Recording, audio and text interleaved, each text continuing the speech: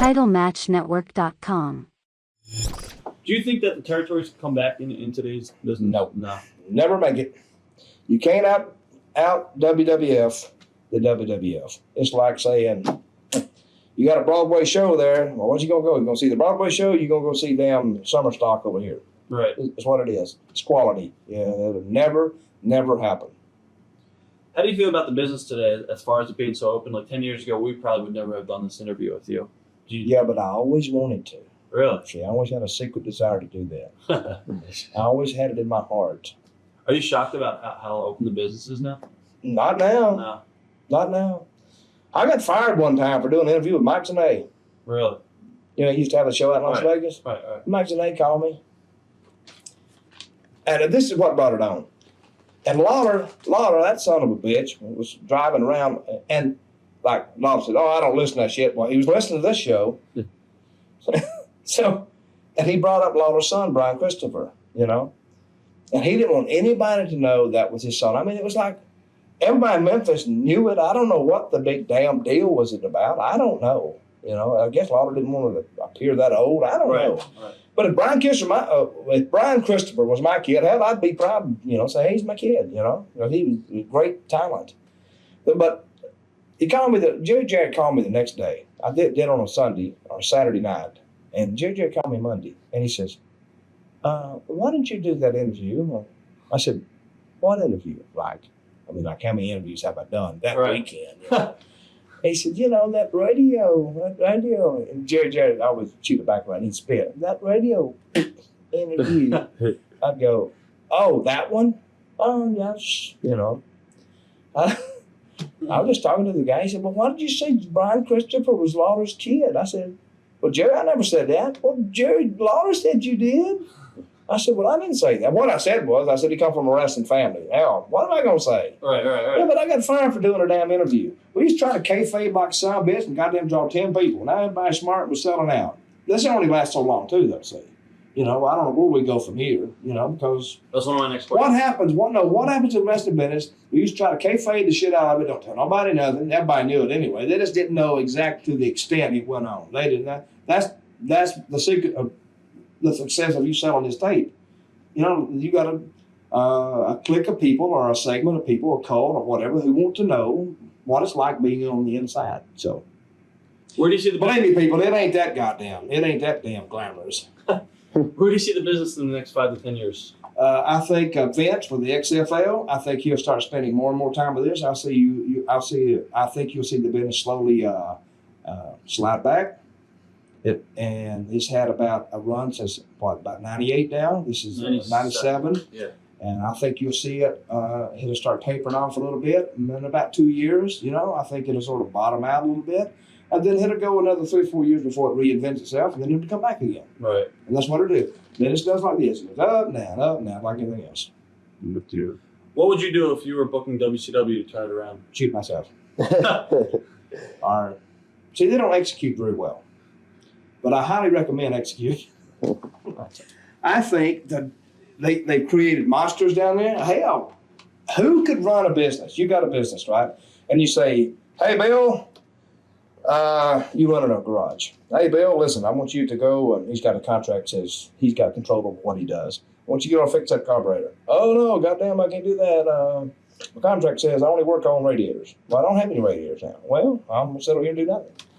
And then, well, I'm going to fire you. Well, you can't fire me. Or you can fire me, but you got to send me home and still pay me anyway. You know, I'll sweep the floor. Oh, I can't do it. They don't do nothing. Right. If they don't want to do it, they don't do it. Oh, damn, what if you had a football team? Run this play. Oh, hell, I can't do that. I've run too many plays this game already. I only allowed 10 plays to run. That's bullshit. If you're going to do it, you know? But they dug the hole. I don't know how to get out of that. I don't know. You need a guy in there like Bill Watts. Huh? You need another guy in there like Bill Watts. But well, I don't think no, they just won't do it. Right. They tell Watts the kids, what's Watts going to do? Beat him up? Watts is 60 years old now. Right. Watts can't beat him up no more. They'll beat him up. Right. See, you can't beat these young guys up, right? And you tell them, I say, hey, go to hell. I ain't doing shit. You can't tell me, you know, my goddamn boss. And he's not their boss. Right. They'll go to Brad Siegel or whoever's in the executive of the day or whoever's there. They do what they want to do. Nobody can run a business unless they restructure the whole thing. And I think, see, I begrudge nobody the right to make big time money. But what pisses me off and guys that come along with me is these guys get in, don't pay any goddamn dues at all. Go right to goddamn getting catered, getting these nice buildings, cars paid for, hotels paid for, you know. And they can look back at me and say, well, hell, you didn't have to do it. Yeah, I didn't have to do it. But it's either to make good money in wrestling, and I was willing to accept all those things there, or go to work doing something else, actually manual labor or working a job or doing something where you got to work 60 hours a week or whatever. But I don't think they paid any dues, and now give them these big contracts, and they got creative control. Creative control is like giving a guy who's never had any creativity anyway, creative control over what you do with him. Right. That means if he don't want to do it, he just don't do it. And they'll tell you they're not going to do it.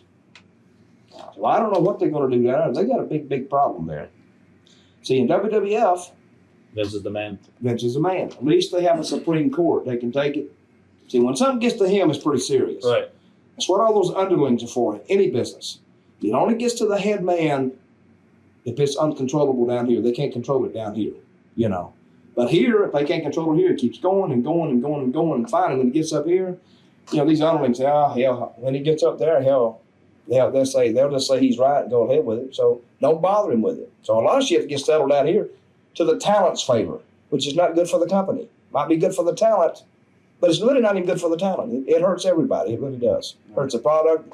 Fans don't watch WCW anymore. They don't give it. They don't give it. It's like a train wreck. Sometimes I watch it to see how bad the train wreck can get. It has been better in recent weeks, but see, it gets better. It doesn't get better long term. It might get better. One show might get better, or two shows get better.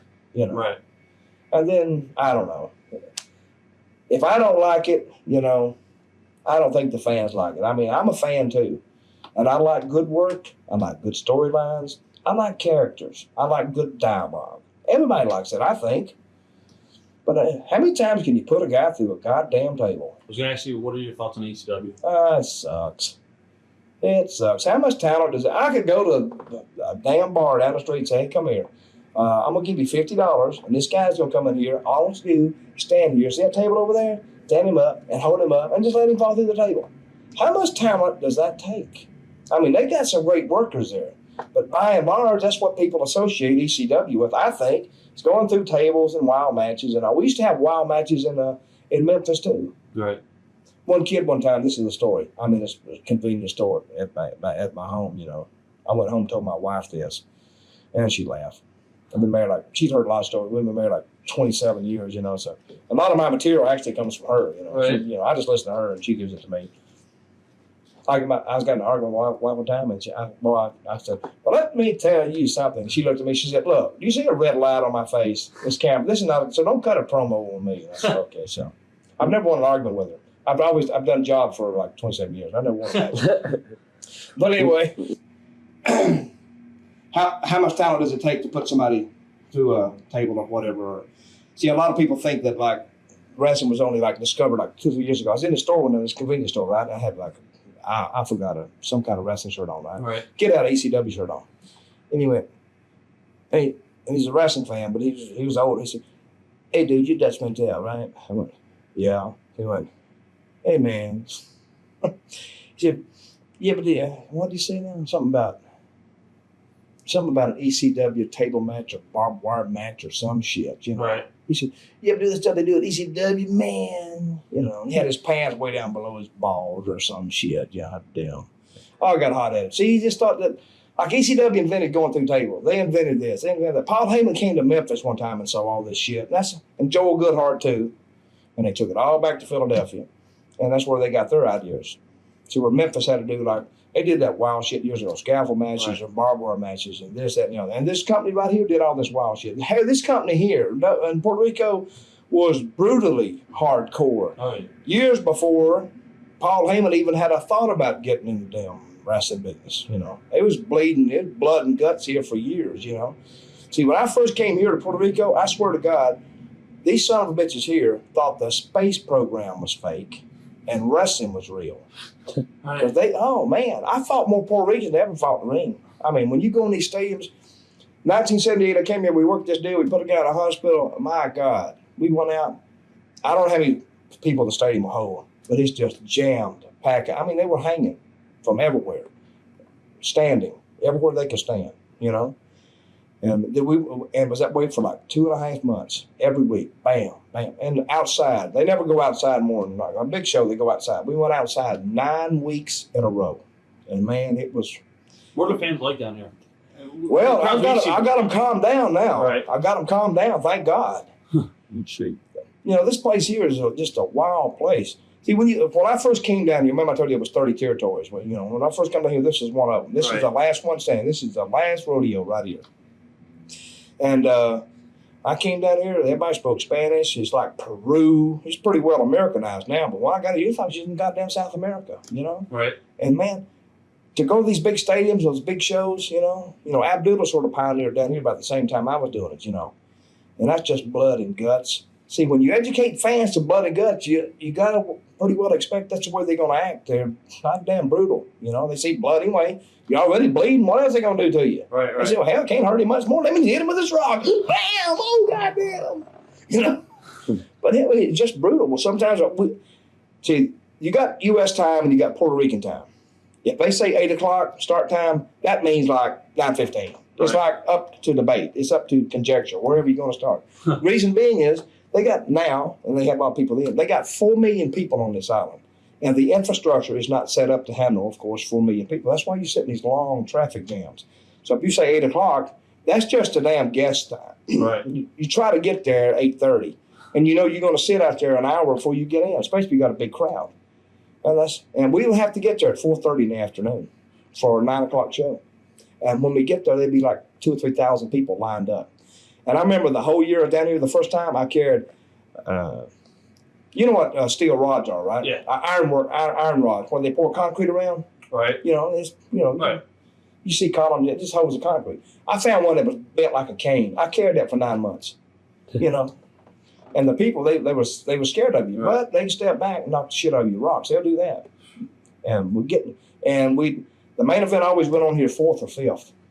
Let's just go. Say the people do get there at 8 o'clock and they start drinking. Hell, by the time 10 o'clock comes, hell, they're pretty well hammered. So that's why you got to put that main event, that hot match in there early and get the hell out of there. It was rough, man. It was rough. That's where you hear all these horror stories about Puerto Rico. Oh, God. I got attacked here one night. I had to go to 2 hospitals. Got back 7 o'clock in the morning, more. And the riot went on for like 30 minutes. You couldn't control the people. What a fight we had. God damn. What is the craziest thing you've seen? That was one of them. They was trying to get me. You got 2,000 or 3,000. We was in a smaller building that night. It's only been about 5 or 6 years ago. You got 3,000 people, and you got a band of about at least 300 of them intent on getting you. That's pretty well damn scary. Is that Vince? No. Tell him I'm here. Yeah. He was talking earlier, about me doing this interview, we wouldn't have done this years. Yeah, you wouldn't have done this years ago. Right. Maybe if Carlos knew this right now, he probably wouldn't like it. But he sort of accepted a lot of things now. He's got 2 kids. He's got Carly Jr. and Eddie. You ever saw him? I've seen promos. That little Eddie is 17, 18 years old, and he's tremendous. Right. He's tremendous. I heard the older one doesn't really want to be in the business, but he's. Well, he doesn't really want to be in the business, but he's over. Right. He's over, and he's bigger, And people think he's tough because he's a lot bigger than Eddie. Right. Eddie's the one who's got the fire. He's the one who's got the personality, And, so the people really respond. They respond right now more to Eddie than they do Carly, even though Carly's the big gun, Right. Carly's like he's the meal ticket right now. But Eddie's coming. So I think if they could ever get exposure on national TV, the little Eddie kid's got to get a lot bigger. But I think they do good. I think they do real well. So what else is happening down here as far as the Carlos promotion?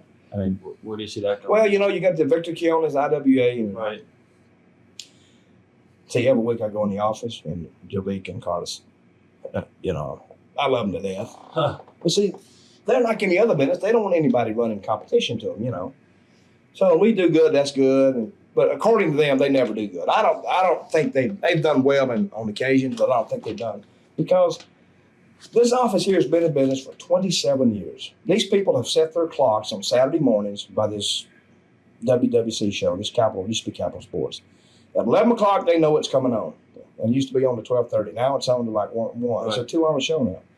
And that came about last year. I told Carl, I said, we need to do a deal where the heels get a show and we just trash everybody. 30 minutes, put it on at 12 o'clock at night. A lot of people watch TV at 12 o'clock at night, So he pitched the TV station, and they liked it. Said, well, no, we won't put it on 12 o'clock at night. We'll just add another 30 minutes on to your show. Now, this year, we have done a rating this year, while I've been here booking, we get an 18.1 rating for one 30-minute segment. And we ended up that day with a composite of about 16 something. Right. Unbelievable. It's the highest in the world. It's got to be. Highest in the world for a wrestling show. And a Sunday show, see, we got 2 hours on Saturday. Or they have it. I just book it. They got 2 hours on Saturday and 2 hours on Sunday. You know, and it does a hell of a lot. Two different shows completely? Two different shows. And we got, on the other side of the island, we got an hour on Saturday and an hour on Sunday. So we do 6 hours of original TV here a week. Is it hard to book all that? Well, you know. No. Hey, if you know what you're doing, you just Right. write. They don't even write it down. You know, they put a format and they just run it. It's the damnedest thing you ever saw in your life. Isn't there another company that just started up here too? Company? Another company, but they're on the other side of the island. It's just like an independent who wants recognition. I don't know who they are. But see, like what I'm trying to say about Victor Keonis Group, they got a great TV. They got Channel 2. They got an hour. They got good talent. But I don't think they can, they're lacking a chemistry of getting all that stuff to jail. See what I mean? You know, they get some WWF talent. We don't get any help. We don't get any help. If we don't create it, or I don't create it, it don't get done. Now, I bailed this office out here, and I'll tell Carl if he's standing right there in the door, I'll tell him, I said, I bailed your ass out 2 or 3 times. You son of a bitch, you were flat on your ass, didn't know what to do. And I come in here just a couple of weeks, and bam, we do something, and then we sort of get it back. Because the rest of the ministry is just idea driven. And I don't speak any Spanish, or I speak very limited Spanish, but it don't matter. You see, as long as you get your point across, and the guy can talk, and you create some characters, hell, it work in any language, is what I'm saying. Right. But, and a guy called me not too long ago. He said, how's that IWA? They hurt y'all? Really, we don't even know they're in town. We really don't. I very seldom see them. They don't bother me. Right. But see, I want them to do good. It's competition then. You got. Yeah, see, there used to be some guys there here where I stay, this little hotel. Right. And they got sort of like a little snippy with me. You know, like, we can't tell you anything. I told one guy, he used to work for me, for this company here, and he left and went over there. I was on the beach with him one day, and he said, Dutch, I really shouldn't be talking to you. I said, get the fuck out of here. What the hell are you talking about? He said, well, you know, you worked for that company and I worked for this one. I said, well, is it WWF and WCW? Stop it. I said, it's not between us. It's between them. So don't act like, you know, it's just bullshit, you know. But see, I want them to do good. See, they thought since I'm booking this over here, I want them to die. See, the old vaudeville thing is it's not enough for me to succeed. The other guy has to fail and fail miserably. I don't want them to fail miserably. Because I told them, I said, guys, I want y'all to do good because that's better for me. Right. Because this office needs me more. I have more leverage. See, if y'all went over there, they said, well, hell, we can do this. And I don't remember how to do this. Well, but if you got that other group sitting over there, you know, they said, well, hell, you just go around, just take it over there. You know, now they look at you different, right? Right. So I want them to do good. I let it slip one day with Carlos one day. Carlos said, yeah, I don't think they're going to be in business much longer. And I said, well, I want them to do good. And he went, what? I said, I mean, like they inspire me. Right. He said, oh, okay. Do you have any regrets? Huh? Do you have any regrets about this business? Regrets. I have a few. Regrets? I regret that I didn't weigh 300 pounds when I needed to weigh 300 pounds. Right. And now I regret that I'm not 25 when I need to be 25. That's what I regret. You know, there's nothing you can do about that. You know. See, a lot of things about this wrestling business, you know what I'm saying, like WCW, the guy don't want to do a job, he don't want to, this guy, he don't want to do this, he don't want to work for the company. See, this is not brain surgery. It's not brain surgery. And what would happen if guys had any sense, they would get along with those big guys in Atlanta down there. Because, you know, at Time Warner, AOL, they say, hey, we're losing $60 million a year. Hell, we can put a movie on, not lose nothing. Right. See? And all these guys, all of a sudden, bang, bang, bang, they're all gone. Which I think might be the damn key anyway. That might be what they're working for. Right. You know? Because this horse don't ride forever. You know, that dog don't hunt forever. You know, and there's a time and a place that everything's going to end, and that may be the ending of it. I hope not. But no, I don't have many regrets. I really don't. I've had a good life. Got a nice wife. You know, got a nice daughter. You know, got a granddaughter. You know, and see, that's really what's important. You know, is your personal life is what's important. Your wrestling will come and go. A job will come and go. This will come and go. But your family, supposedly, should be there forever. Right. So, and I regretted that, you know, maybe I've had words with some guys, you know, that maybe I shouldn't have done it, or maybe I should have handled this situation a little differently, or I may have said this, or may have said that. But if you keep looking, if you look behind, you can't look ahead. And I think there's a lot more changes going to be in the wrestling business. And see, if you look at a guy like me and, you know, other guys, see, we're a dying breed. See, I got to say it. I liked it better when the marks, now this is, you know, a lot of your people may not like this, but I liked it better. I told Cornette this. He's used it. Now, he stole it from me. Now, everybody said, oh, Cornette's so witty. He's so, he comes up with such great sayings. But I told him, I said, I liked it better when the marks used to buy tickets and sit in the crowd instead of the dressing room. Which is true, because what's happening now is a lot of guys, you know, you got guys who really aren't qualified enough to lead or to call things, you know. Right. Say, for example, see, anybody can bust an ankle. A 5-year-old kid can bust an ankle. See, that's not where the art comes in. So if you got two guys sitting there and say, okay, listen, you're going to go in the ring. You knock the shit out of him with a chair and just stop the shit. We send some guys and you leave. Well, that's busting an ankle. And now there's supposedly something happened between you two guys, and he's going to come and he's going to beat the shit out of you. Now you got something. Right. The clue is, how do you sustain this angle with interest and get out of it or segue off into something else without hurting one of the two participants? Especially in small territories, because we need you guys. Right. You know, we ain't got so many guys, and we can't kill one of you off because we're hurting ourselves. That's where the art comes in. So what you got some guys who, and you got guys up like WCW who know how to bust it, don't know how to sustain it. Or instead of hurting somebody, just get out of it with a DQ or something. And that pisses the people off. Right. I saw a match Saturday night. I've never seen this before. It's a three-way dance, right? Three-way. I've never seen a count out in a three-way dance. But I saw it twice this weekend. Damnedest thing you ever saw. Well, Because, What? Here, Rise. Because one guy didn't want to do it. Right. Johnny said, okay, we do this. Any more questions? One other question: what is the greatest rib or road show you've ever seen?